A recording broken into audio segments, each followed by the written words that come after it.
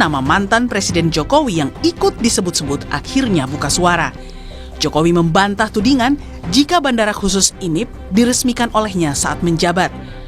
Menurutnya, Bandara IMIP tidak berada di bawah pemerintah karena mengantongi status khusus.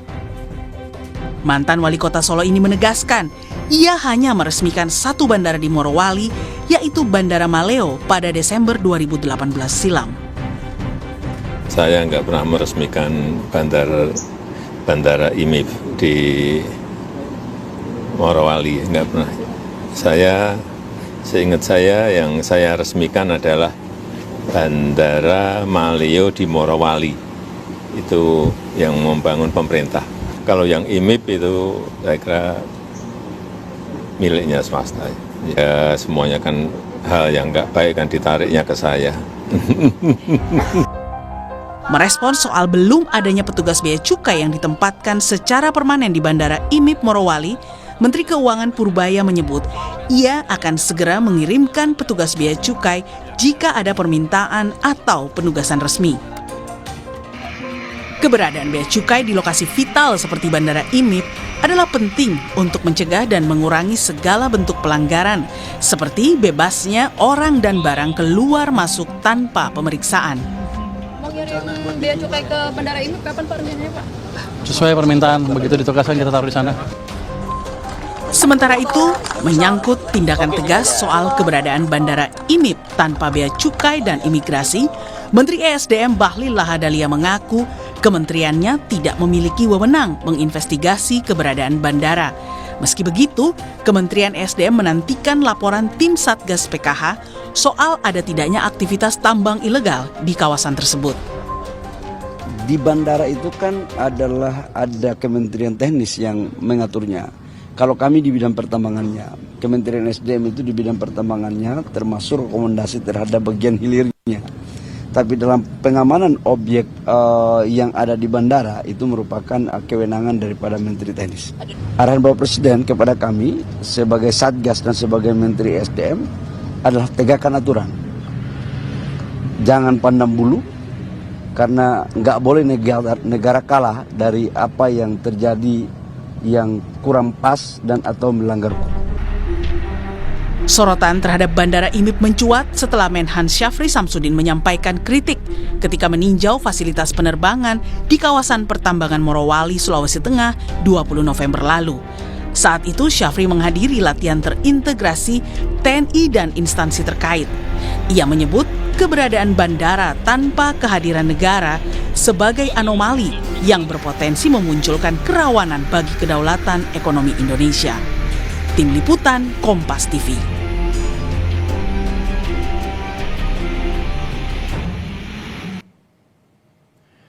Walau Menhan Syafri Syamsuddin tidak menyebut secara spesifik nama Bandara IMIP dan Jokowi saat meninjau fasilitas penerbangan di kawasan pertambangan Morowali, namun belakangan nama Jokowi ikut terseret di tengah polemik keberadaan Bandara IMIP karena bandara tersebut tanpa pengawasan bea cukai.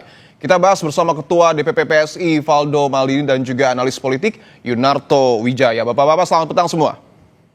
Selamat petang. Selamat petang, Mas. Baik, saya ingin ke Bung Valdo terlebih dahulu. Bung Valdo, kalau nama Pak Jokowi tidak disebut memang oleh Menhan Syafri Samsudin pada saat di Morowali. Lalu kalau sekarang nama Pak Jokowi ditarik-tarik, apakah karena pembangunan kawasan Morowali itu dibangun di saat era Presiden Jokowi? Iya, memang yang menarik adalah terkait isu IMIP ini adalah bahwa itu merupakan kawasan terbesar di Asia Tenggara, Mas, yang menyerap banyak dan bisa sampai ratusan ribu tenaga kerja lokal, dan sekarang kan menjadi pusat hilirisasi nikel nasional. Jadi ini memang sesuatu yang sangat produktif sebenarnya, dan masalah operasional di perusahaannya itu kan memang domain perusahaan dan Pemda sebenarnya, bukan presiden. Nah, waktu itu memang ketika itu dibangun, semuanya ada aturannya, Mas, ada undang-undangnya juga, Undang-Undang Nomor 9 kalau nggak salah tahun 2009 kalau saya nggak salah waktu itu.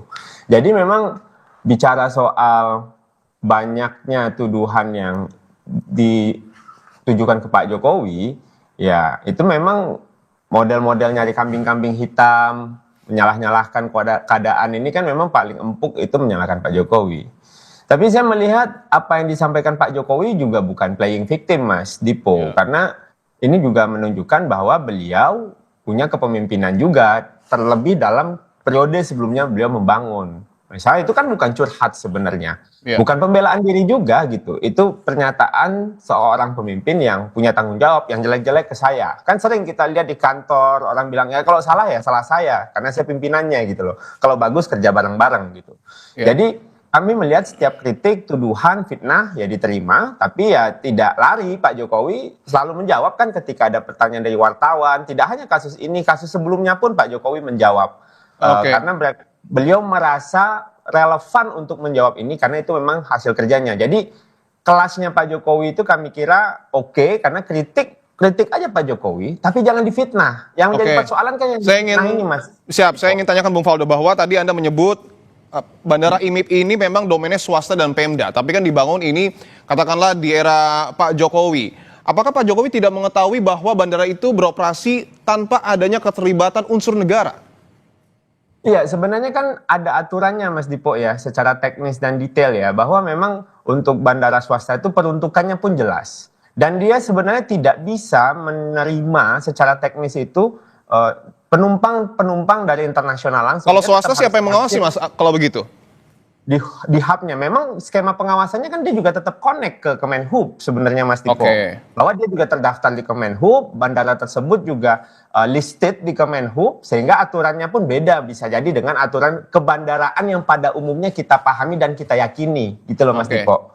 Jadi semua mekanismenya ada temuan kemarin, ada kritikan, pemerintahan Pak Prabowo langsung menutupinya dengan menutupi itu dalam arti bukan bohong ya Mas Dipo ya, tapi menugaskan Kementerian Perhubungan untuk meletakkan SDM-nya dan sebagainya. Jadi memang ini juga menjadi sebuah kritikan atau masukan juga ke depannya terkait pengelolaan bandara yang dimiliki oleh private atau swasta. Tapi yang jadi persoalan bagi kami kan semuanya itu diarahkan bahwa ini Pak Jokowi.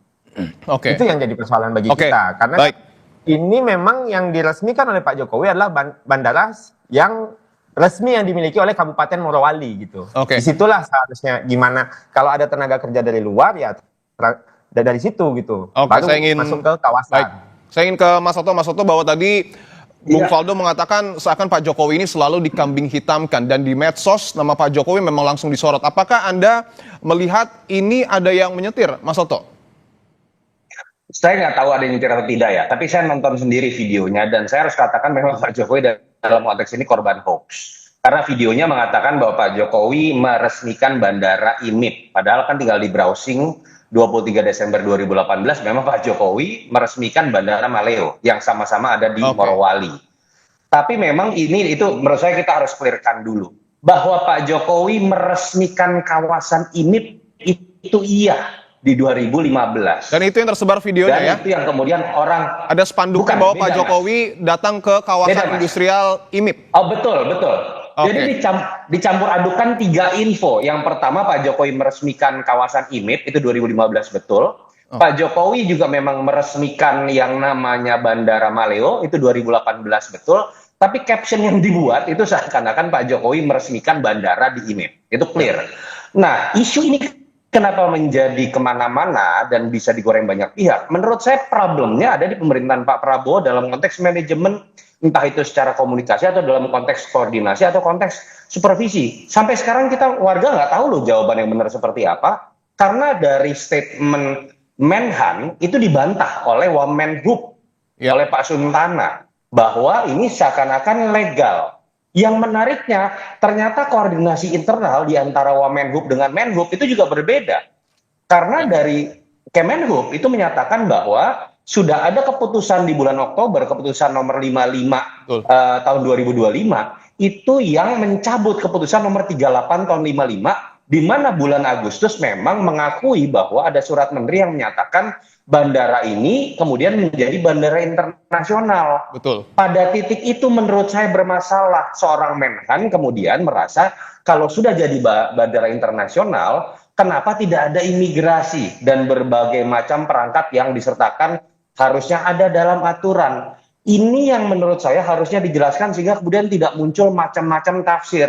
Sekarang orang seakan-akan merasa yang tidak mengerti bahwa bandara khusus ini baru pernah ada itu di Morowali. Enggak. Di Sulawesi Selatan Vale itu ada, di Freeport itu ada, di KPC Kalimantan Timur itu ada, tetapi mungkin dianggap tidak menyalahi aturan. Jadi menurut saya yang harusnya berbenah adalah manajemen pemerintahan Pak Prabowo, baik koordinasi antar menteri ataupun bahkan koordinasi di dalam kementerian teknis yang bersangkutan sehingga kemudian tidak terkena dampaknya kemana-mana dan isunya jadi bola liar. Oke, menurut Anda Mas Toto, apakah perlu adanya klarifikasi resmi dari Menteri Pertahanan terkait hal ini?